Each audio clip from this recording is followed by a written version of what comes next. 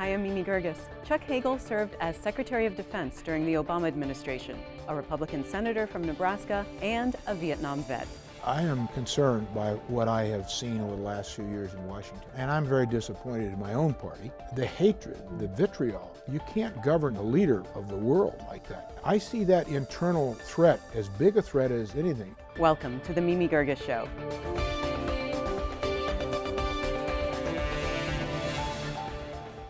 When Chuck Hagel became President Obama's pick to lead the Defense Department in 2013, he was the first Vietnam vet to hold that office. He had been a two-term senator from Nebraska from 1997 to 2009, but back in 1967, Chuck Hagel volunteered to go to Vietnam. His younger brother, Tom, would soon follow.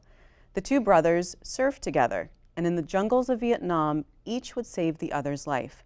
There's a book written about their service, written by author Daniel Bolger, called Our Year of War. Mr. Secretary, welcome to the program. Thank you very much. You were not only the first Vietnam vet to serve as Defense Secretary, but you were the only enlisted combat vet to serve in that position. Mm-hmm. How did that experience inform how you were as Defense Secretary? We each are products of our environment, of our experiences. And each of us come to jobs in our life, and as we move through life, different challenges, with that accumulation of experiences. So that time that I spent in Vietnam, all of 1968, which was the worst year in Vietnam, we sent over 16,000 dead Americans home in 1 year, 1968. It's hard to understand that or appreciate that today. But that did affect how I saw where we applied force, why are we applying force, what's the objective, the clarity of it. Was it to support a diplomatic resolution, a mission? And I think because I was at the bottom, I went over as a private, as did my brother, I probably took a little more of my focus and paid a little more attention to the people at the bottom who have to fight wars. I have the greatest respect for general officers and admirals, but it's the men and women at the bottom who fight the wars. So all of that did affect every decision I made as Secretary of Defense and as a United States Senator for 12 years. You said this, quote, "I saw it from the bottom. I saw what happens. I saw the suffering and the horror of war." Well, each of us who are in war and those of us who are at the bottom do see it, I think, in some ways differently. To take nothing away from senior officers or senior enlisted at all. We all play a role, and it's an important role. But the men and women at the bottom see it differently because they are the fodder. And my brother and I saw that. We were part of that. And bear the brunt of it. Well, they do. And so I've said many, many times when I was in the Senate, even before I held public office, before a nation is committed to war, our leaders must be very certain that that is the only course of action and the right course of action. And our leaders must be very honest with the American people, which, of course, as we now know in Vietnam, it was just the opposite. Because the American people need to know what they're getting into, the sacrifices that their young men and women are making.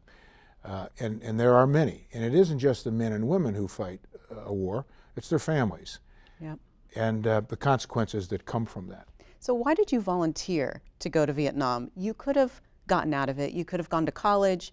You could have gotten a bone spur, something. Well, I had been to 3 colleges, actually 4, when my draft board called me home and said there is a very significant levy coming down on draftees. We'll give you 6 months to get back into college, or we're going to have to take you. And I said there in that draft board meeting, I don't think it's in the best interest of any reputable educational institution to take me, and I'd be a waste of time for anybody, and I think the Army's the best place for me. How soon can I leave? And I had orders to go to Germany after I finished basic training and advanced infantry training, and I was in the first class of the Red-Eye missile gun, which was the first shoulder-fired heat-seeking missile, going to Germany to be integrated into NATO forces. My brother Tom was right behind me. He was going to Germany as a cook, but we both decided if we were going to be in the Army at a time of war, we should go where our country probably needed us more, and we thought that it was probably Vietnam. Our dad had been in World War II, and all of our uncles had been in World War II. So we just thought it was the right thing to do. But what did you think it was going to be like? Because as you said, you served in 1968, which was the worst, bloodiest year. What were you expecting? Well, I don't know. Like any young person, and we came from a small state, little towns, where the American Legion Club and the VFW Club were kind of the hub of the social activity. What we knew about war, we knew from our father, from our uncles, from movies, from books, but you never know it until you're in it.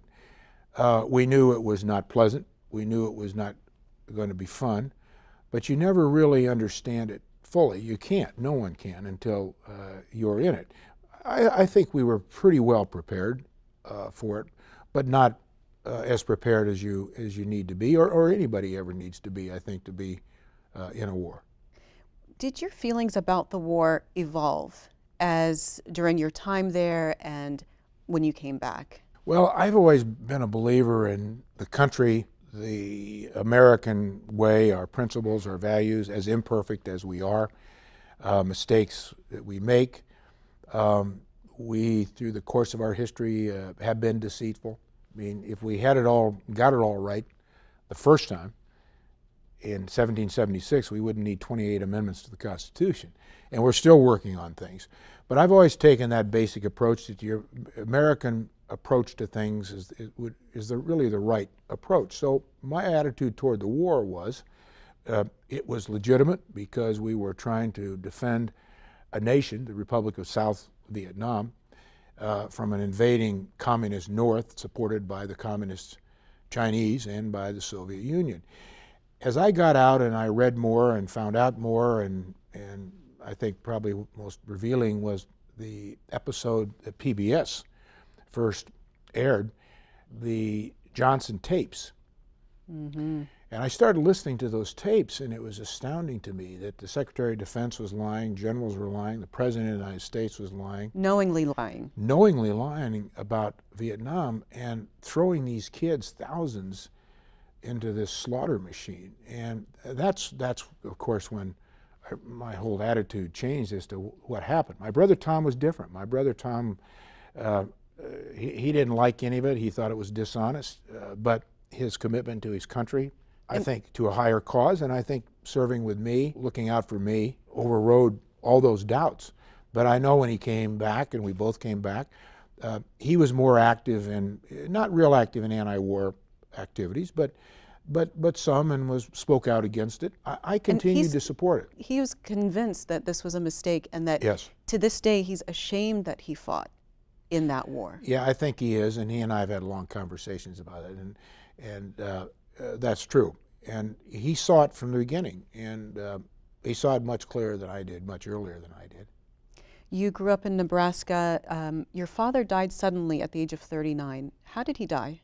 Died of a heart attack. He had been in World War II in the South Pacific and had malaria severely on a couple of occasions. And in those days, because so many of our men in the tropics died, because we didn't have the drugs, of course, you were put in isolation in a tent and given quinine and sweated, and if you lived, you lived. If you died, you died. And it weakened his heart, and he didn't take care of himself, and I think all of that stress just caught up with him. And you had to work and support your family, help to support your family. You were the oldest. Yes. What kind of jobs did you have? Well, to start with, I was looking at my Social Security, annual Social Security review, which we all get, as to how much we have paid in over the years. And as you know, or anybody who gets those, it goes back to the beginning. What year did you first pay into Social Security? And I was looking at mine the other day, and I started paying into Social Security in 1954. I was 8 years old. I mean, it's hard. That's just wrong. It's hard to believe that. But I was working as a car hop in a little town, and I had to take a box out. And most people don't even know what a car hop is today. You drive in, when you drive in and you get a root beer ice cream, somebody comes out and waits on you. I wasn't tall enough to get up to the window, so I had to take a box out all the time and stand on the box to take their order. But in the afternoons during the summer, I would sack 100-pound bags of potatoes into 5 and 10-pound bags, and then ice in the ice house, and then work as a car hop, paper routes, construction companies. I don't know, every kind of job you could possibly have, I had. So as a Republican senator, you went against your party and voted against the Iraq War in 2003. Why? Well, no, that's factually not true. Here's what I did. That was a resolution. Actually, it was in 2002. The Iraq War was 2003, you're right. But it was a resolution to support the president, authorizing the president to use the military if all diplomatic efforts failed. And it was, I think, in October of 2002, that vote. Right before that vote, I gave a speech on the floor of the Senate. And I gave all the reasons why I had significant reservations.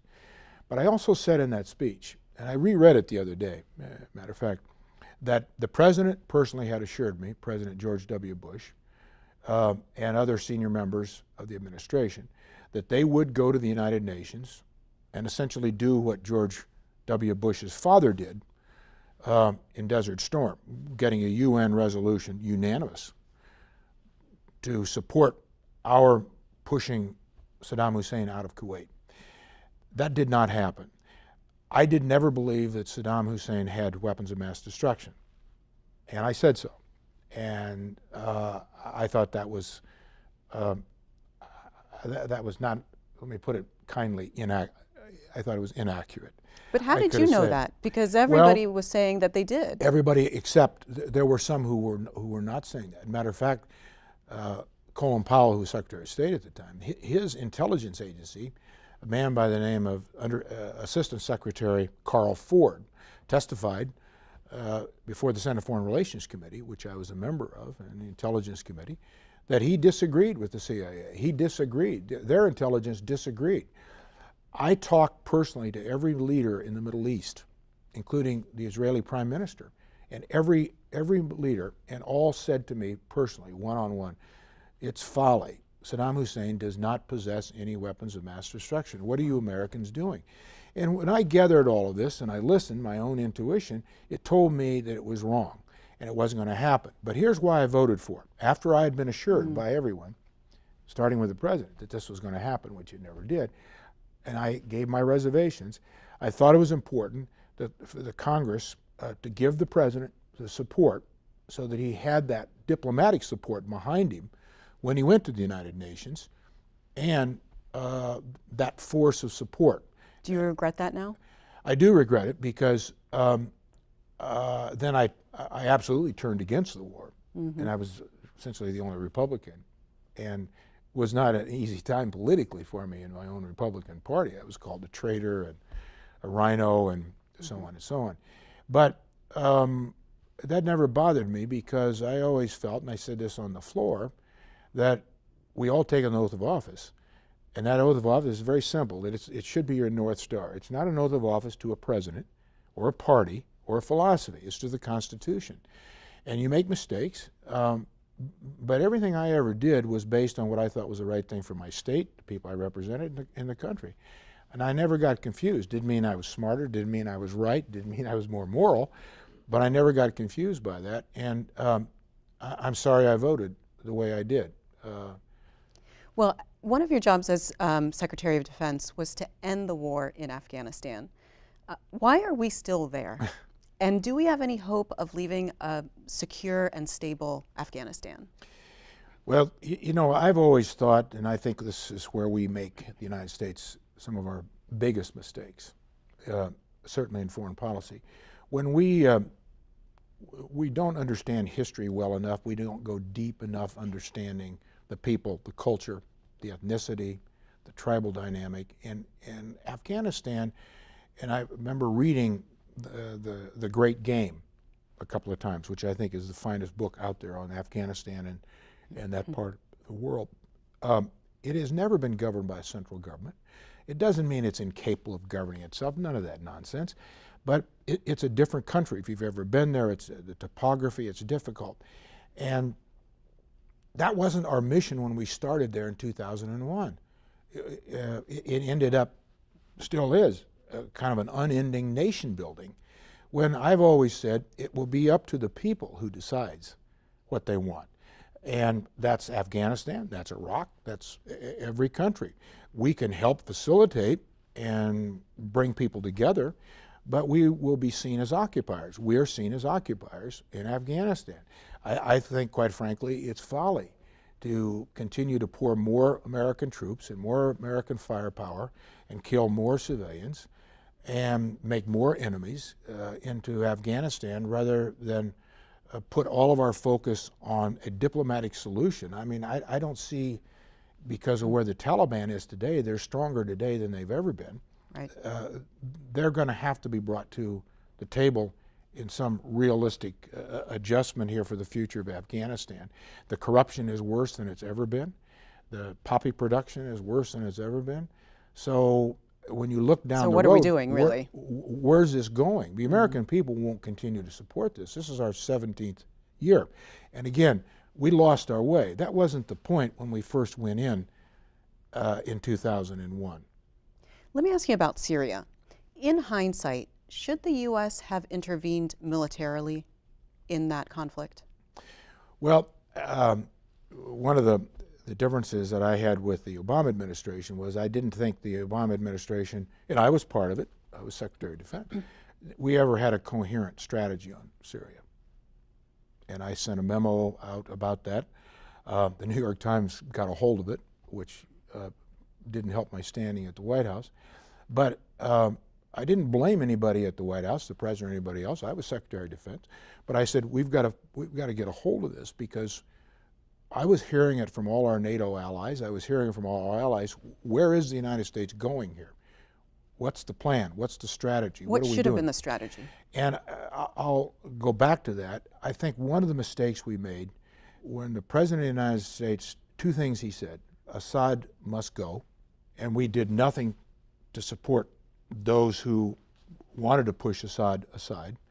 And the second thing that the President said was the red line on chemical weapons. And we were teed up to do that, and then at the last minute, the President pulled that down. I think that was when a President of the United States says something, it means something. And we could have, I think, done something there that would have been very surgical, would have sent a very clear message. The Russians weren't there, remember, at this time. Right. The Russians weren't anywhere. And I think that gave the Russians a very clear signal, and the Iranians, that we can do anything we want and the United States won't involve. I never advocated sending troops in. Matter of fact, when I left as Secretary of Defense, the President of the United States said, I do not want troops on the ground. By the time the Obama administration was over, we had American troops on the ground in Syria, and we still do. And it was just announced we're starting to bring some of those back. I don't think we have a role with troops on the ground in Syria. And again, I would ask the question, where's this going? What's the strategy? To what end? What's the objective here? Just to counterpoint Iran, to counterpoint Russia? That's not good enough, in my opinion, because it's a grander strategy. It has to be a bigger strategy than just Syria. Syria is part of a more complicated equation. The Middle East itself, I think the Middle East is as dangerous, as volatile, unpredictable as it's ever been, and I think it probably will continue to do that. But I don't see how that gets better by continuing to interject American troops on the ground and in other military ways. So why did you resign as Secretary of Defense after only 2 years? Well, it was a mutual agreement. You didn't like them and he didn't like you? No, I don't think it was that. I have tremendous respect for President Obama, personally, and as President of the United States. Joe Biden, the Vice President, is one of my oldest friends, closest friends. But you serve at the President's pleasure, and you understand that, and he needs people around him who I don't think any president should have people around him who agree with him straight down the line.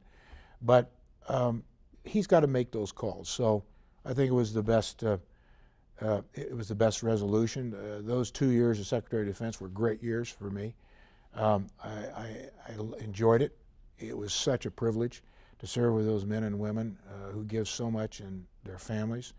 I'll never regret that. And just the honor of, again, serving this country in some capacity, I've always felt is worth it, and it certainly was for me. So what would you say is the biggest threat the U.S. faces today? Well, there are so many threats, but I think the overall issue of cyber, the power of cyber, because cyber is this deadly, unknown, silent threat that appears out of nowhere. No one sees it coming. It can do tremendous damage to paralyze nations and really destroy systems without firing a shot, moving an army or a boat. Certainly that's one. I think internally, too, to this country, I am concerned by what I have seen over the last few years in Washington. The disconnect, the dysfunction, the polarization. We really haven't governed. I mean, when I got to the Senate in 1996, not that we did everything right, but we passed appropriations bills, we passed budgets, we did what we were supposed to do. We haven't done that in a long time here. The hatred, the vitriol, you can't govern a great nation, the leader of the world like that. And I see that internal threat as big a threat as anything. Certainly there will always be external threats. Where's China going? I mean, the Russians, the Iranians, North Korea. But so too has it always been. We've had external threats. But if you start to see a dysfunction which develops into a paralysis on the inside of your government. But what do we do about that? Well, both parties are going to have to step into this. And I'm very disappointed in my own party because I think both parties are to blame. It isn't just one party here. This has been building. I saw it coming. One of the reasons I didn't run for a third term is because I just didn't want another 6 years of that. I saw it coming. And it's so dangerous to do something about it. People have got to step back. They've got to understand their first priority. If you want to be a leader of this country, an elected official, your first responsibility is to the country, to making it stronger, moving it forward, making hard choices and decisions, not every decision based on your party and on political power. And that's where we are, both parties. And until that breaks and there's enough pressure from the American people to stop it, and I know the media has a role in this, and I think, but the media's got to stay within its role. It can't be an advocate. But it's got to be the American people where it comes from. We all serve at the pleasure of the American people. Did you support President Trump for the presidency? I did not. Why? No. I thought he was exactly the wrong kind of person to hold that office. What I always found incredible is that his platform for office last year is elect me because I know nothing about the job. The vilification of our own intelligence agencies last year during the campaign, of our own government, our own systems, our own people, our own leaders. I didn't think he's in any way fit to lead this country. And I gave him a chance after the election. A lot of my friends said, well, what do you think? And I said, well, let's give him a chance. But I think, unfortunately, in my opinion, he's made it worse. I think he's made things more dangerous. And we've got another over 3 years to go, and I don't know where this is going to go. But leaders have to unite. This president divides. And no president in my memory throughout history, I wasn't around for all of it, but I do read occasionally, and I've worked for 3 presidents. Every president I've known tries to unite the country, bring people together, not divide people. And that's where you start. That's why I think he's unqualified and in many ways unfit to be president of the United States. How come you never ran for president? Well, I thought about it. I had a lot of encouragement, but because it was at the time when my party was not happy with me, I thought it was probably not just uphill battle, but probably an impossible task at that time. I just didn't think they were going to give it to, not give it, but I didn't expect to be given anything, but to earn it. A Republican who is going against the incumbent Republican president on his policy on Iraq. And I didn't think it would work no matter what. So I went to Iowa, I went to New Hampshire, many states, a number of times. I was invited, good reception. But you've got, I think, in any business, but especially the political business, see the reality for what it is. And reality always dictates, and political environments always dictate outcomes. Thank you so much, Mr. Secretary, for being on the program. Thank you. This has been the Mimi Geerges Show. You can see all of our programs on WHUT.org and YouTube. Connect with us on Facebook and Twitter and leave me your comments, follow and share. You can also listen to the program wherever you are by subscribing to our podcast. Thanks for watching, and I hope you'll join me again next time.